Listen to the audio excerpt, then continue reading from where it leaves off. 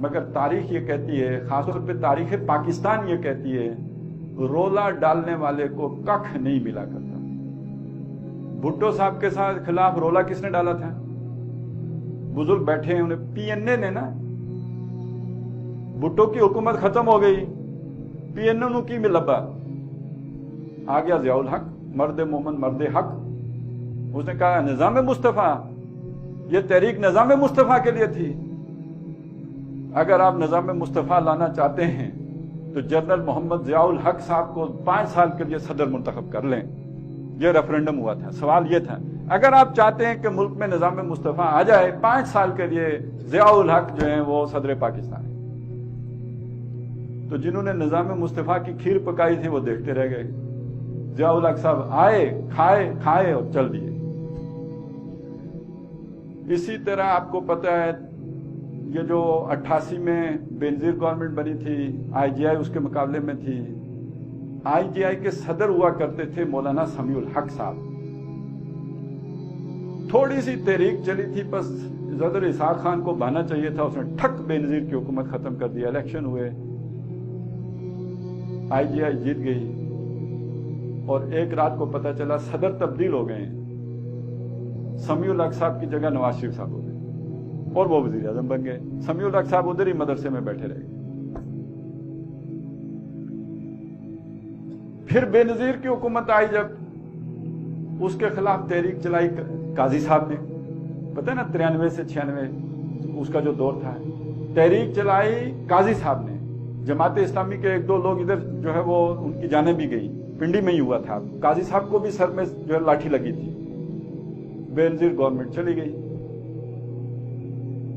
لغاری صاحب صدر ہوتے تھے، انہوں نے قاضی صاحب سے کہا کہ جناب آپ 62-63، یہ 62-63 تب قاضی صاحب نے کہی تھی، آپ کہیں کہ جب تک 62-63 لاگو نہیں ہوتی ہم الیکشن کا بائیکاٹ کریں گے، الیکشن سارا کا سارا وہ ہو جائے گا، مخدوش ہو جائے گا، نتیجہ یہ نکلے گا کہ اس کے بعد 62-63 جب ہوگی تو آپ ہی آپ ہیں، اس پر تو پورا سال ہی نہیں اترتے ہیں اور تو کوئی اترے گا ہی نہیں، لہذا آپ کی حکومت ہو جائے گی۔ اب 62-63 قاضی صاحب نے بائیکاٹ کر دیا، 97 کے الیکشن کا بائیکاٹ کر دیا، وہ جو جماعت کے ووٹ تھے وہ بھی سارے نواز شریف کو مل گئے، 2-2 ہو گئی۔ یہی اسٹیبلشمنٹ چاہ رہی تھی۔ قاضی صاحب 62-63 کرتے رہ گئے، کسی نے نہ 62 سنی نہ 63 سنی، نواز شریف صاحب چڑھ گئے۔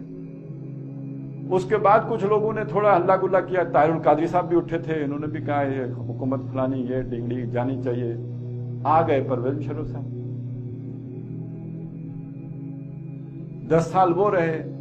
پھر اب اس کے بعد ان دونوں نے تو کر لیا میثاق جمہوریت کہ بھائی جی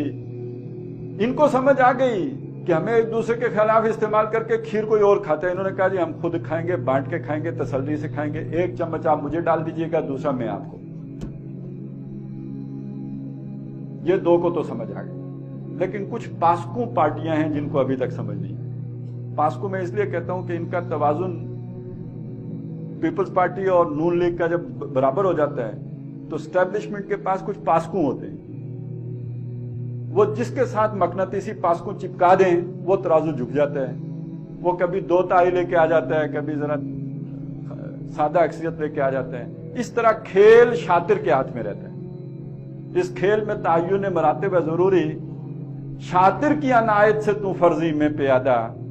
بیچارہ پیادہ تو ہے ایک مورا ناچیز، فرضی سے بھی ہے پوشیدہ شاطر کا ارادہ۔ تو وہ جو شاطر ہے اس کے ہاتھ میں کھیل رہنے کا